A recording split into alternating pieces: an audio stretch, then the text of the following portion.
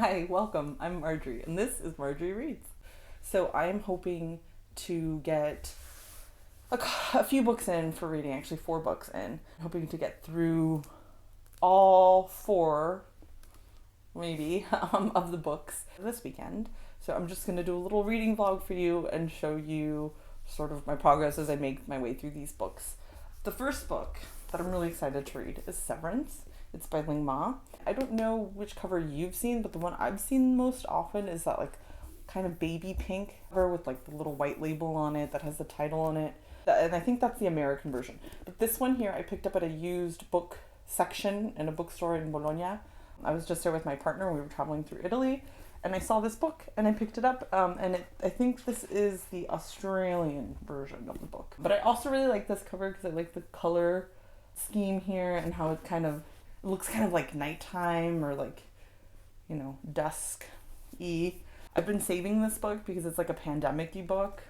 And since we're still in the pandemic, although people are still denying it maybe, I didn't want to read this one while I was really depressed and anxious about the pandemic. But I feel like I'm in a good place now, so I'm going to give this one a read. And this one seems like it should be fairly, like it's got big print, so I think I should be able to get through it pretty quickly.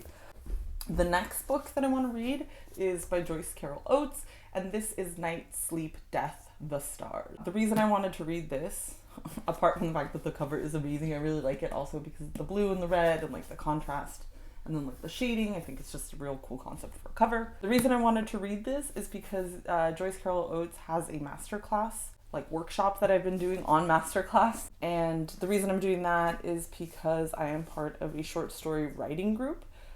And I've been using that sort of as a venue to try to get more creative in my writing. I've been working through this master class and trying to do all the activities and just taking notes on Joyce Oates' writing process, sort of the way she researches, the way she takes notes on, the way she begins her writing process. She also has little activities to sort of prompt writing and sort of get the ball rolling with writing, and I think that's kind of my biggest stumbling block when I try to write is that I can't get started. Like I have all these cool ideas in my head, but I can't really translate them to the page because by the time I get there, I'm like, oh, I don't know how to start this story. Anyway, so I haven't ever read anything of hers, so this is why I picked this book up in the hopes that I can sort of get more of an insight into how she writes and why she writes. And this is not, I believe, a short story collection. It's a novel, so it's a little different from the writing that I'm seeing in the masterclass, but I'm really looking forward to it. Not sure if I'll finish this book because as you can see, it's got really small writing and it's quite the tome, but I'm hoping that I'll get to it. So this is probably going to be the last book that I read, but we'll see. Other 2 books that I have are both audiobooks. So the first one is Bluets by Maggie. You might have seen it. It's a pretty short book. And I'm going to be listening to the audiobook, and that one is actually narrated by the author, so I'm excited for that. That should be pretty short, so maybe like an hour or 2, I think, if I remember correctly. The other audiobook is The Southern Book Club's Guide to Slaying Vampires. So that one I had started already, but I've been slowly getting more into it, so I'm hoping that I can finish it. That's kind of a long one, so again, I think I'll finish it actually, because it's easier. I can just pop the audiobook in when I'm walking my dog. I take her for an hour usually in the evening, so then I can just do that and listen to it then. And pro tip for you guys, if you want to get through more audiobooks, sometimes I feel like the pacing of the narration in the audiobooks is really slow, and that makes sense because you want to be able to understand what's being said, and I actually listen to it at 1.5 or 2 speed most of the time, because that way I feel like I can get more bang for my buck. That way it sort of beats the speed at which I read, so then it kind of works out that way. So far I'm really liking the narration. Yeah, so we'll see. We have a few things planned this weekend, but I'll just let future Marjorie tell you all about it.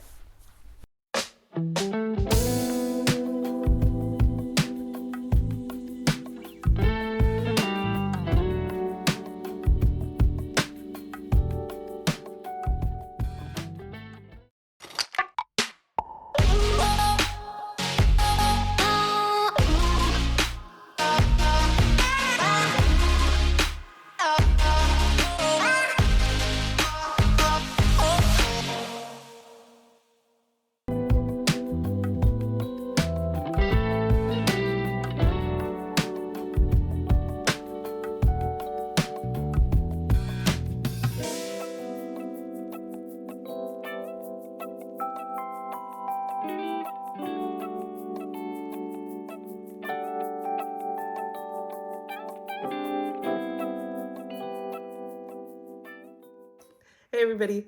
So today's Easter Sunday, so I'm hoping to get a lot of reading in because we don't really have anything else going on today. We're not religious, so there's nothing like we're not going to go to church or anything like that.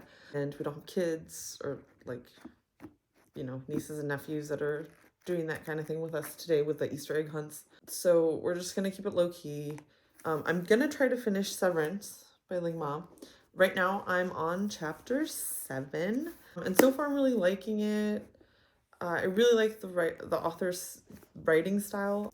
It feels very like a very easy read, but I think it's deceptive in that way because I think she's a really excellent writer, and it just everything flows so well. It does what Sally Rooney does too, which is to not have, you know, quotation marks, or to not signal when dialogue is happening, which I'm not sure how I feel about that.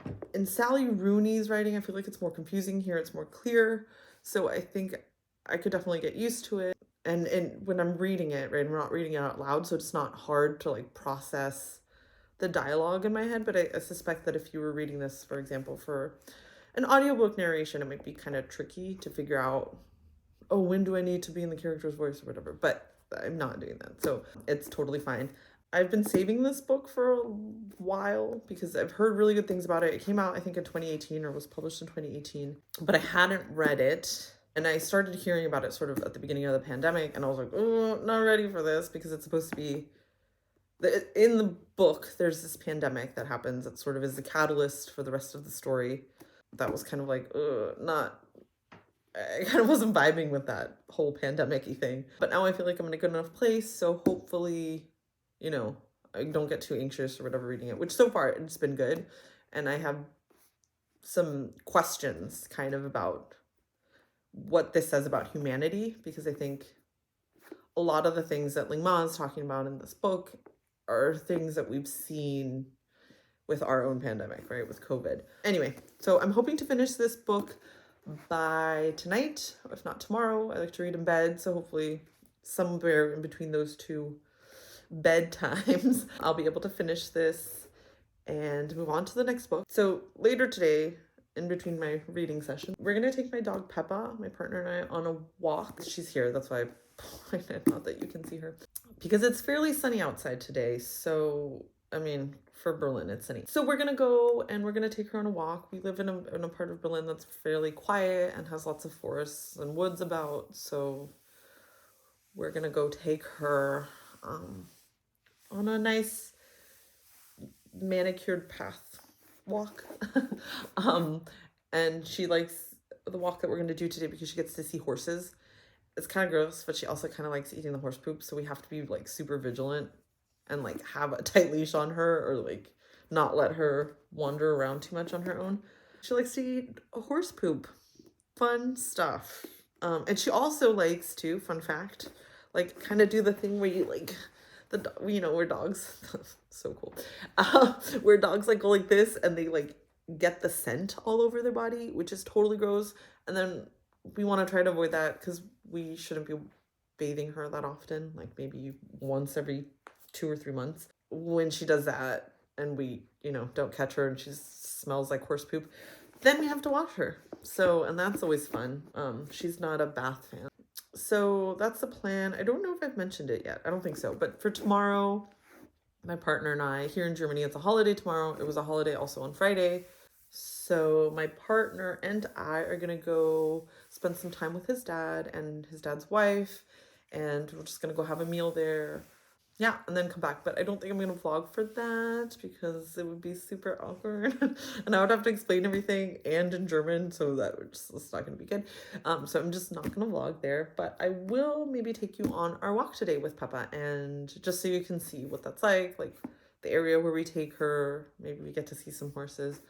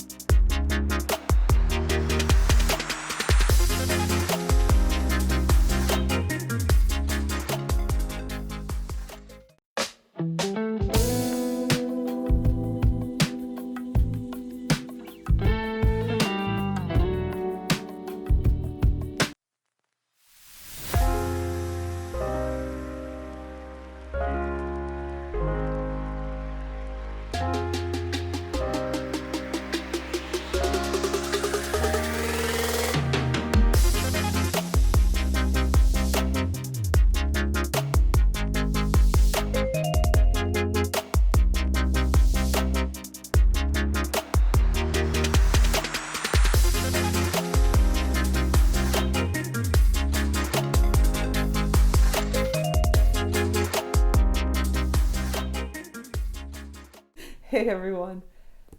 So guess who didn't read the Joyce Carol Oates book? This guy. I've been off a little bit more than I could chew, so I didn't even get to start that book. I'll just save it for another video at some point. I really do want to get to reading it, and I think it'll be really worthwhile. Yeah, I'll get to it hopefully later.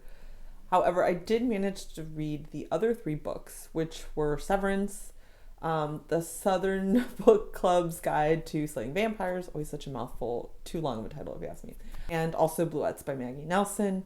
I really liked all of them, but they're all very different from each other. So Severance, I really appreciated it. Some of the storyline was a little too close to home in what we're dealing with right now. Toward the end of the book especially, there was one scene toward the end where the main character is describing the empty streets in New York City and Times Square and how the plants are taking over and everything's becoming overgrown and just sort of retaking the city once it's empty of all people.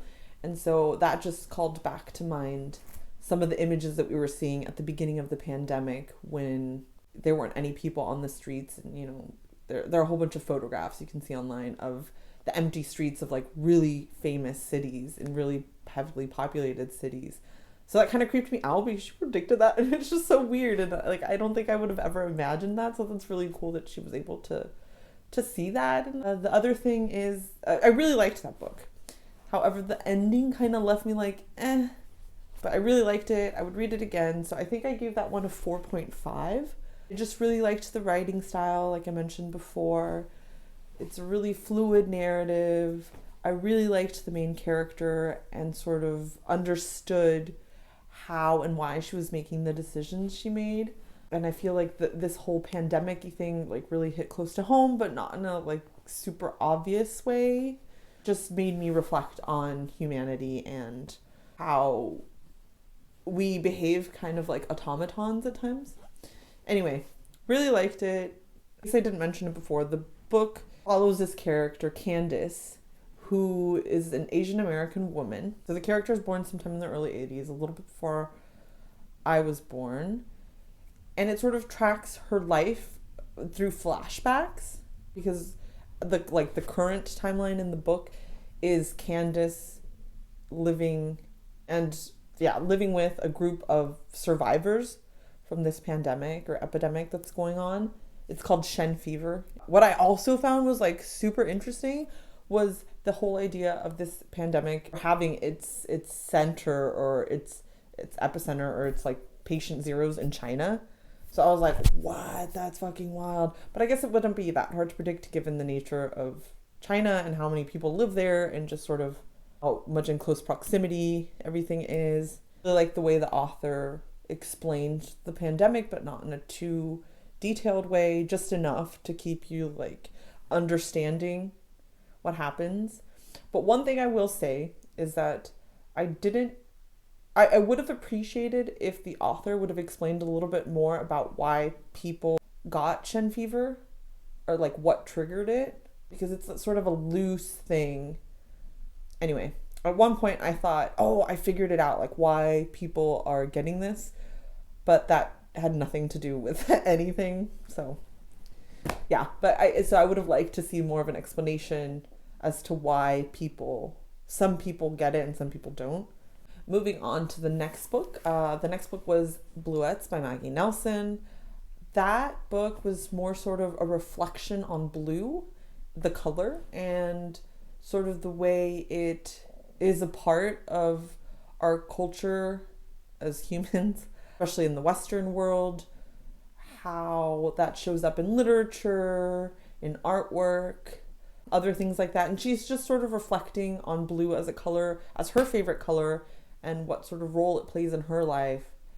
It's very informative in that it also talks about how other creative types have reflected on the color blue.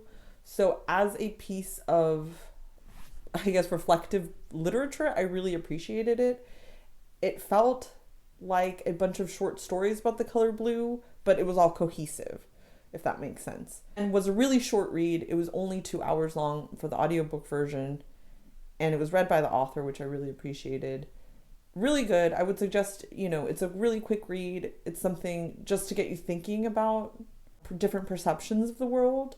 And I really appreciated that writing style and that the way in which, any subject is up for grabs. And I just thought it was a really cool, innovative idea to write about blue, and the way she does it was just wonderful. I really appreciated that book. However, I felt like she could have done more. So I gave that one a 3.5. So the reason for that is, while I think it was really interesting and worthwhile to read, I don't think I would ever read it again. So the way my personal reading system works is that like a book that I rate a 5 will for sure be a book that I want to read in the future. But before is like a really excellent book, would consider reading it again. Some of those books though are too sad or whatever, so I probably wouldn't read them again. But anything 3 and above is still a good book, still worth reading, but I probably won't read it again. And so that's why I rated Bluets a 3.5, because while I do think it was worthwhile to read and it was interesting and just a cool concept, I don't think I'll read it again. So that's just me. That's, no hate, no shade on Maggie Nelson. I think what she did was in that book was really good. I really liked the narration too that she did for the audiobook. So 3.5, still a good rating in my book. Final book that I was able to read was the Southern Book Club's Guide to Slaying Vampires, and that one's by Grady Hendrix. So I read that one, or I listened to it, the audiobook. And I really love, I don't know if you guys have ever heard this narrator before, but Bonnie Turpin, I really love her narration. So if you see anything by her, please check her out, like any other narrated book by her. I'll try to see if I can find more, because I really like the way she develops the different voices of the different characters. Anyway, that's a tangent, but I just wanted to say that she does an excellent job narrating the book. I kind of liked, but it's sort of like a lighter piece of fiction. I thought that the way Grady Hendrix wrote about how women are so often gaslighted, not only by the men in their lives, but also by other women, was just truly like a friggin' masterclass in how women are gaslighted all the time. So I think for that, being able to interweave that in a fiction book is really awesome, because it's so much a part of the narrative and of the plot that the main character is constantly being gaslit by so many of the other characters. And it almost makes you think like, oh, the character is like an unreliable narrator, but that's totally not what's happening. So I think that's really cool. The other thing that I appreciated was that one of the characters is also called Marjorie. Woo woo! So I thought that was really cool that one of the characters is called Marjorie. I really appreciated that, because I don't see my name very often or hear my name very often, other than when people say my name. It was really cool. That book, I gave that one a 3.25. That book, I feel like it really did some things really well, like the whole gaslighting thing. That was like excellent. But what I didn't like is that the plot was too winding. The book was like a little too long for me.